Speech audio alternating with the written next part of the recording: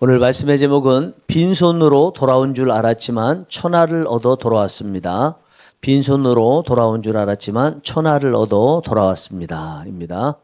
오늘부터 룻기를 보게 됩니다. 룻기의 시대적 배경이 1절에 보면 사사시대라고 나와 있어요. 그러면 사사기에 12명의 사사가 있기 때문에 이 12명의 사사 중에 어떤 시대일까 우리가 생각이 되죠. 학자들은 대부분 드보라와 기드온 사이에 평화로운 시대를 배경으로 하고 있을 것이다 라고 말을 하고 있습니다.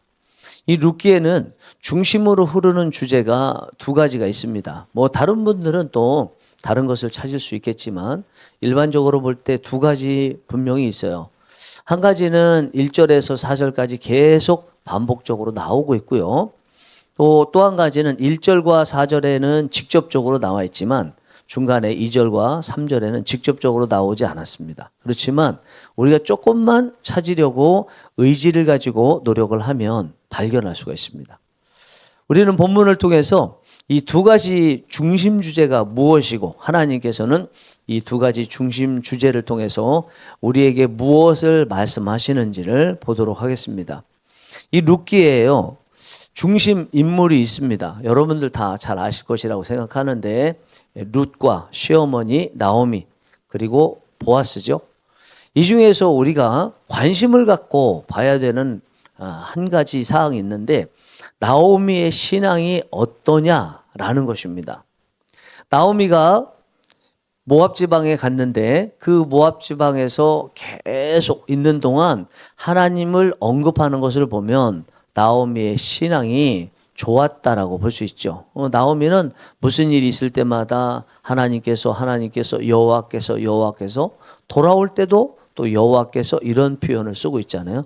나오미의 신앙이 좋았다고 볼 수 있습니다. 그런데 그에게 한 가지 흠이 있다면 자기 고향인 베들레헴을 떠나서 이방 땅인 모압 땅까지 갔어요. 흉년이 들었기 때문입니다. 흉년이 들었으니까 먹고 살기 위해서 간 거죠. 먹고 살기 위해서 간 것이 무슨 흠이겠습니까? 흠 아니죠. 그러나 영적으로 보자면 일반적으로 베들레헴을 포함해서 이스라엘 땅 자체가 하나님의 땅이고요. 또 하나님의 성전이 있었던 예루살렘이라고 표현도 될 수 있고 예루살렘에 성전이 있었기 때문에 결국 베들레헴을 포함해서 이스라엘 모든 땅은 하나님이 임재해 계시는 땅이라고 보잖아요. 그 하나님께서 임재해 계시는 베들레헴 땅을 떠나서 이방 땅으로 갔다는 것은 하나님을 떠나서 이방 나라로 갔다. 이렇게 영적으로도 볼 수 있기 때문에 굳이 찾자면 나오미에게 이런 흠이 보인다고 볼 수 있습니다. 나오미는 남편과 두 아들과 함께 모압 지방에 갔습니다. 거기서 모압 두 며느리를 얻었어요. 그런데 조금 시간이 지나서 남편이 죽었어요. 그리고 얼마 지나지 않아서 아들들도 죽었습니다. 시간이 10년 정도 지난 다음에 나오미는 고향 떠났던 베들레헴에 다시 풍년이 들었다는 소식을 듣고 남편도 없고 아들도 없는데 이방 땅에서 있어봐야 얻을 것도 없으니까 고향으로 돌아오기로 결심을 합니다. 돌아오는데 며느리들이 같이 가겠다고 따라옵니다. 그러나 나오미는 며느리들을 배려해서 그들에게 있어서 베들레헴은 이방인 지역이었기 때문에 그곳에 가봐야 별 얻을 게 없다고. 그래서 두 며느리들에게 돌아가라고 말하죠. 오르반은 결국은 돌아가고요. 그러나 룻은 죽더라도 어머니께서 죽는 곳에서 내가 죽겠습니다. 이렇게 표현까지 하는 결사한 마음을 보고 룻과 함께 고향 베들레헴으로 돌아옵니다. 이 마을 입구에 나오미가 돌아온 것을 동네 사람들이 봤어요. 시끌시끌합니다. 나오미가 돌아왔다. 그럴 때 나오미가 하는 얘기가 있습니다. 20절, 21절에 나오미가 그들에게 이르되 나를 나오미라 부르지 말고 나를 마라라 부르라. 이는 전능자가 나를 심히 괴롭게 하셨음이니라. 내가 풍족하게 나갔더니 여호와께서 내게 비어 돌아오게 하셨느니라. 여호와께서 나를 징벌하셨고 전능자가 나를 괴롭게 하셨거늘 너희가 어찌 나를 나오미라 부르느냐 하니라. 나오미는 자신을 나오미라고 부르는 그 사람들을 향해서 나오미라고 부르지 말고 마라라고 부르라고 합니다. 왜냐하면 본인의 현재 상태가 즐거움, 기쁨을 뜻하는 나오미의 상태가 아니라 하나님께서 모든 것을 다 비워 괴롭게 하셨기 때문에 자기는 쓰다는 뜻을 가진 마라의 상태에 있기 때문에 마라라 부르라 이렇게 이야기합니다. 나오미의 입장에서는요, 모든 것을 다 잃고 돌아왔으니까 당연히 그렇게 말할 수밖에 없죠. 표현한 대로 비어 돌아왔다. 빈 털터리로 돌아왔다. 손을 보세요. 빈손으로 돌아왔다라는 거죠.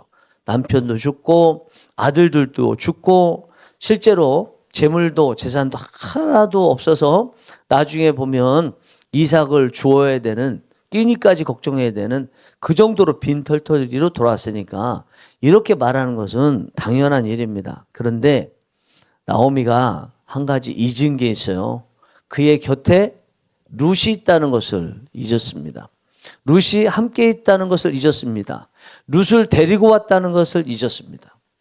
룻은 이방 여인입니다. 그러나 이 룻이 모압 땅에서 시어머니 나오미를 통해서 하나님을 믿은 하나님의 자녀인 이방 여인으로 지금 돌아왔고요. 하나님의 자녀들만 살 수 있는 이스라엘 땅, 그 중에서 메시아이신 예수님께서 태어나신 베들레헴 땅에서 이렇게 살고 있어요. 그것은 나오미가 룻을 모압 땅에서 전도했기 때문이죠. 말로 전도했다기보다는 아마 삶으로 전도했을 것이라고 생각합니다. 룻이 시어머니 나오미가 따라오지 말라고 할 때 따라가겠습니다 하면서 얘기했던 유명한 16절의 말씀의 일부를 보면 이런 내용이 있죠. 어머니의 하나님이 나의 하나님이 되시리니. 룻이 시어머니 나오미를 따라가는 것이 자신에게는 좋은 게 아니에요. 시어머니 나오미가 계속 따라오지 말아야 될 이유를 얘기하는 거 보면 룻이 시어머니 나오미를 따라가 봐야 얻을 것이 아무것도 없습니다. 그런데 어머니가 죽으시는 곳에서 나도 죽고 이런 표현까지 쓰는 것은 나오미를 통해서 그가 하나님을 알게 되고 믿게 되었는데 그 이유가 시어머니 나오미가 이방 땅에 있음에도 남편이 죽었음에도 아들들이 죽었음에도 신앙의 정체성을 잃지 않고 있고 소홀히 여기지 않는 모습을 보았기 때문이죠. 그 시어머니 나오미의 모습 속에서 하나님을 본 것입니다. 정말 하나님이 살아계시구나. 하나님이 살아계시니까 그 어려운 가운데서도 하나님 신앙으로 올곧이 살아가고 있고 또 담대하게 살아가고 있는 것을 보니까 하나님이 살아계시구나. 나도 그 하나님을 믿어야 되겠다. 그 하나님을 믿고 있는 시어머니 나오미를 끝까지 죽을 때까지 따라가야 되겠다라고 생각하고 나오미가 가는 그곳을 룻도 가겠다고 말을 하고 있는 것입니다. 지금 남편도 두 아들도 물질도 하나도 없이 고향으로 돌아왔으니까 나오미 입장에서는 빈손으로 온 게 맞아요. 비어 돌아온 게 맞아요. 그러나 그에게 룻이 있는 거죠. 룻이 이방 여인인데 지금 하나님을 믿어서 하나님의 자녀가 됐습니다. 예수님은 이런 룻을 향해서 뭐라고 이야기하시겠습니까? 만약에 예수님이 계시다면 예수님께서는 마태복음 16장 26절에서 이렇게 말씀하셨죠. 온 천하를 얻고도 제 목숨을 잃으면 무엇이 유익하리요? 온 천하를 얻었는데 목숨을 잃었다. 여기서 목숨은 영혼을 말하는 거예요. 영혼을 잃어서 지옥 가게 된다. 그러면 천하가 무슨 소용이냐? 그러면 천하와 영혼의 가치가 영혼이 천하보다 귀하다. 그래서 우리가 자주 하는 얘기가 한 영혼이 천하보다 귀하다 이렇게 이야기하잖아요. 그 말씀의 근거가 되는 게 이 마태복음 16장 26절이에요. 성경에는 천하보다 영혼이 귀하다 이런 표현은 없습니다. 그런데 마태복음 16장 26절의 말씀을 응용해서 쉽게 표어처럼 경구처럼 이야기할 때는 마태복음 16장 26절이 한 영혼이 천하보다 귀하다고 하잖아요. 지금 그러면 나오미가 겉으로 보기에는 남편도 잃고 아들들도 잃고 재산들도 다 잃어서 빈손으로 왔지만 그 옆에 룻이 왔는데 그 룻이 불신자, 죽으면 지옥 갈 사람이었는데 천국 갈 사람으로 영원히 구원된 상태로 왔는데 그것이 예수님의 말씀에 의하면 천하보다 더 귀하다고 보면 지금 나오미가 빈손으로 온 거예요? 아니면 풍족하게 온 거예요? 여러분 어떻게 생각하십니까? 풍족하게 온 거죠. 여러분 하나님은요, 이 일을 하나님께서 이루셨다고 오늘 말씀 전체를 통해서 말씀하고 계시는 거예요. 직접적으로 내가 이루었다 이렇게 말씀하시진 않지만 이 룻기가 성경에 쓰여진 것을 보면 또 성경이라는 것이 하나님의 역사를 기록한 것이라고 본다면 하나님은 이 일을 내가 이뤘다라고 지금 말씀하시는 것입니다. 어떻게 하나님께서 이 일을 이루셨을까요? 신앙 좋은 나오미가 흉년에 따라서 이방 땅 모압으로 갔을 때 하나님께서는 그 모압 땅에 있는 룻을 눈여겨보시면서 그를 구원하시기로 작정을 하시고 나오미를 통해서 이 일을 이루신 거죠. 그런데 그것을 나오미가 알았어요? 몰랐어요? 나오미가 룻을 전도하겠다고 생각하고 그렇게 대했을까요? 아니겠죠. 일상에서 그냥 평상시 하던 대로 그 일들을 자기 역할들을 감당한 것입니다. 그런데 하나님께서는 그 안에서 신앙 좋은 나오미를 통해서 룻을 구원하시기로 작정을 하시고 그 일을 이루셨어요. 나오미 입장에서는요, 그냥 우연히 이루어진 것처럼 보였지만 그러나 하나님께서 이 일을 이루신 하나님의 필연적인 역사의 결과로 이루어졌다는 것입니다. 제가 오늘 말씀을 시작하면서 룻기에는 중심적으로 흐르는 두 개의 주제가 있다고 말씀드렸죠. 그 중에서 첫 번째 주제가 1장부터 4장까지 계속 흐르는 것이라고 말씀을 드렸는데 그게 뭐냐면 우연 같은데 그 우연 속에서 하나님께서 일하심으로 이루어진 필연이라는 거예요. 필연. 그래서 1장에도 나왔고 또 2장도 3장도 4장도 계속 나오고 있는 게 뭐냐면 우연히 마침 이런 표현들이 계속 나와요. 이제 2장에 가면 룻이 이 이삭을 주우러 가게 되는데 이삭을 주우러 간 그 밭이 뭐라고 그래요? 마침, 그죠? 마침 그곳이 보아스의 밭이었고 보아스도 잘 오지 않는데 그 밭에 마침 왔더라 그러잖아요. 나중에 3장에 가면 이 보아스가 룻하고 결혼을 해야 되는데 결혼하는데 기업 물을 우선순위 1순위의 사람이 있어요. 그 사람이 기업 물으는 것을 포기를 해야 됩니다. 그 사람을 만나서 포기할 건지 아니면 룻을 포함해서 아비멜렉의 그 나오미 남편의 재산을 다 갖고 그 가정을 돌볼 건지를 결정을 해야 되는데 보아스가 그 남자를 빨리 만나야 되잖아요. 근데 마침 보아스가 있는 곳에 그 기업물을 첫 번째 우선순위 사람이 지나가요. 그래서 둘이 대화를 하고 빨리 해결을 해서 나 기업물 물으지 않겠다. 그래서 보아스에게 첫 번째 권한이 넘어가죠. 그리고 룻하고 결혼을 하게 되지 않습니까? 룻기에 계속 흐르고 있는 것은 우리 일상에 그 나오미의 일상, 룻의 일상, 보아스의 일상에 하나님께서 역사하셔서 필연적인 결과들을 이루시더라는 것입니다. 그 세 사람 입장에서는 우연이겠지, 늘 하던 것 한 거지 그렇게 생각할지 모르지만 하나님께서 일을 이루셨다는 것입니다. 하나님은 이 우연처럼 보이는 그 나오미의 삶의 공간, 룻의 삶의 공간에서 룻을 주목하여 보시면서 룻을 구원하시기로 작정하시고 그것을 신앙 좋은 나오미를 통해서 그 일을 이루셨습니다. 여러분, 하나님께서 우리에게 하시는 것이 그거예요. 바로 영혼을 구원하는 일입니다. 그런데 이 모압 여인인 룻이 나오미에 의해서 하나님을 믿게 됐는데 이 모압에 대해서 신명기는 뭐라고 말씀하고 있냐면 23장 3절에 보면 이렇게 말씀하고 있습니다.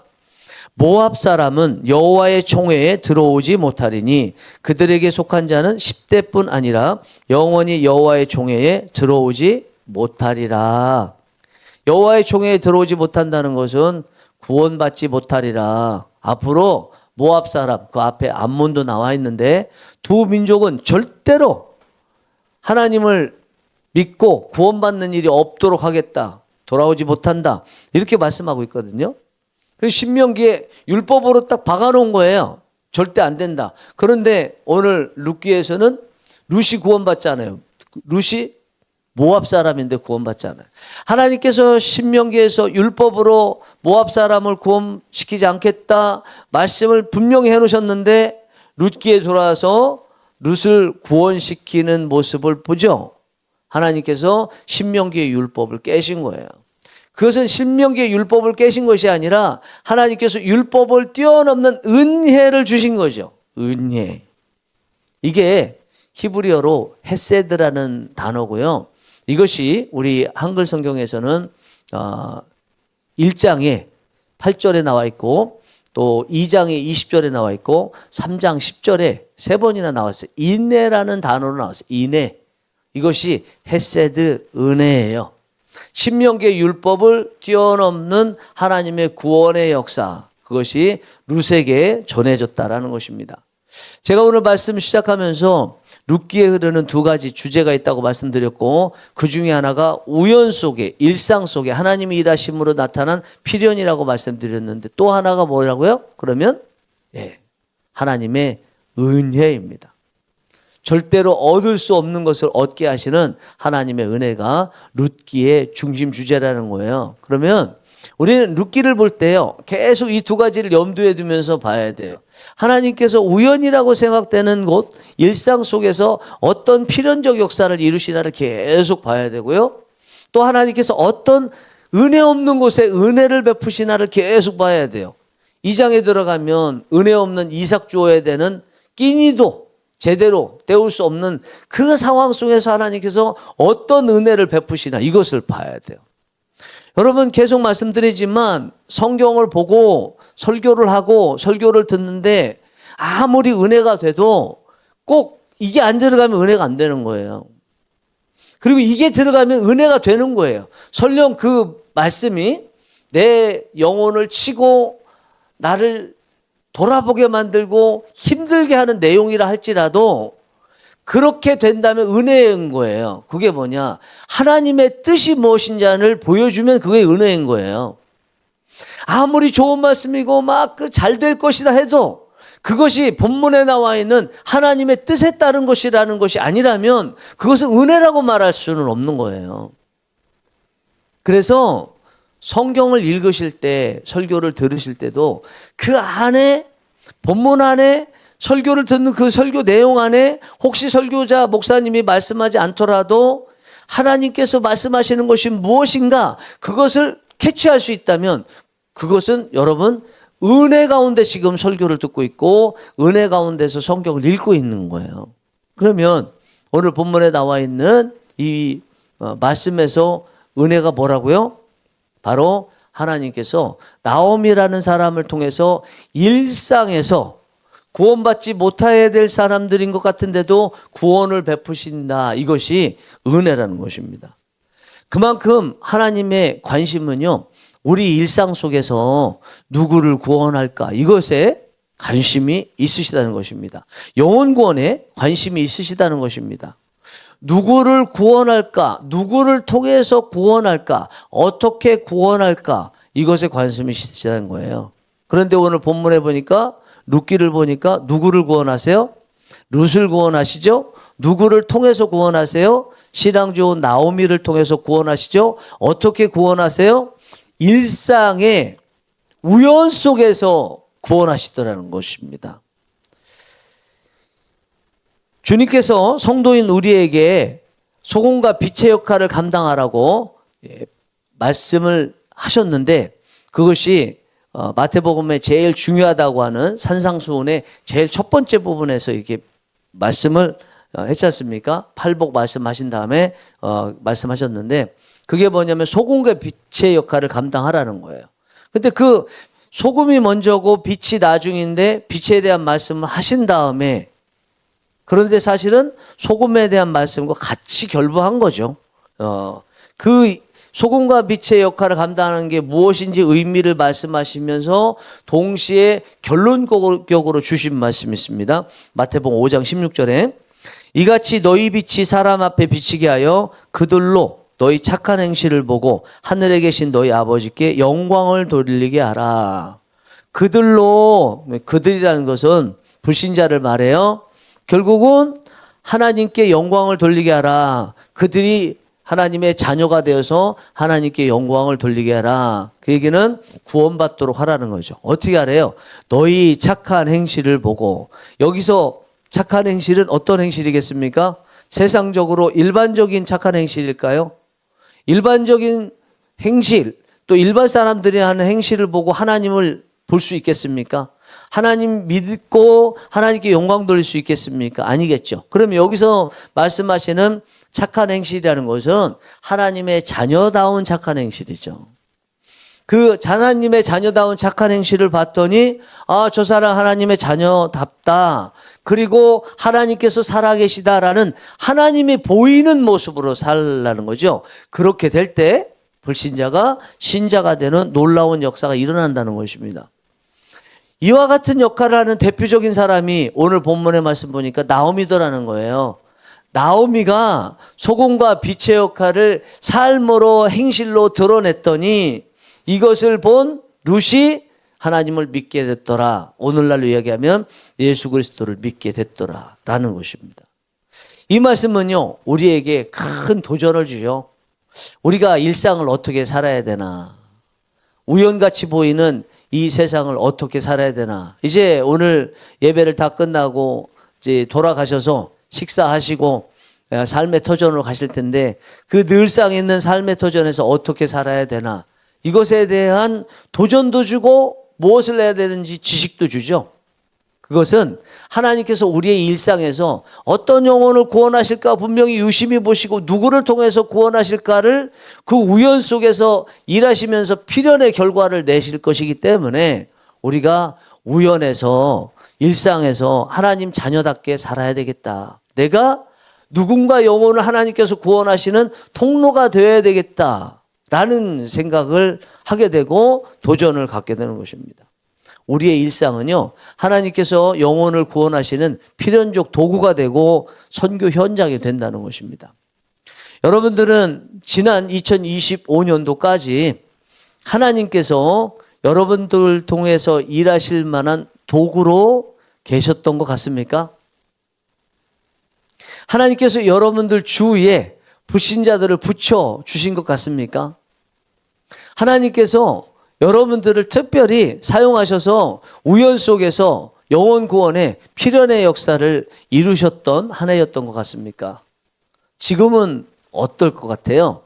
하나님께서 여러분들을 영혼 구원의 도구로 여러분 삶의 우연 속에서 이루기를 원하시고 계신 것 같습니까? 여러분들 주위에 계신 분들 중에 누군가를 콕 집어서 하나님께서 구원하시기로 작정하고 계시는 것이 느껴지고 그 일을 위해서 여러분들을 사용하고 계시다는 것이 지금 현재 상태에서 느껴지고 계십니까? 사랑하는 성령이 일하시는 교회 교우 여러분, 여러분들은 이제 룻의 고향이었고 나옴이 이방 땅이었지만 우연 속에서 영혼을 구원하는데 큰 역할을 냈던 나오미가 있었던 땅, 모압 땅으로 가실 것입니다. 그 모압 땅 같은 여러분의 삶의 현장에서 하나님께서 구원할 사람들을 분명히 보여주시고 여러분들을 사용하시는 은혜가 있기 원합니다. 오늘 이제 이 예배를 끝나고 기도하실 텐데 하나님께서 누구를 구원하기를 원하시고 여러분들을 어떻게 사용하기를 원하시는지 기도하시면서 그분들 놓고 기도하실 때 하나님께서 구원의 은총을 여러분 일상에서 우연 속에서 필연적으로 주시게 되는 은혜가 있기를 간절히 바랍니다. 기도하시겠습니다.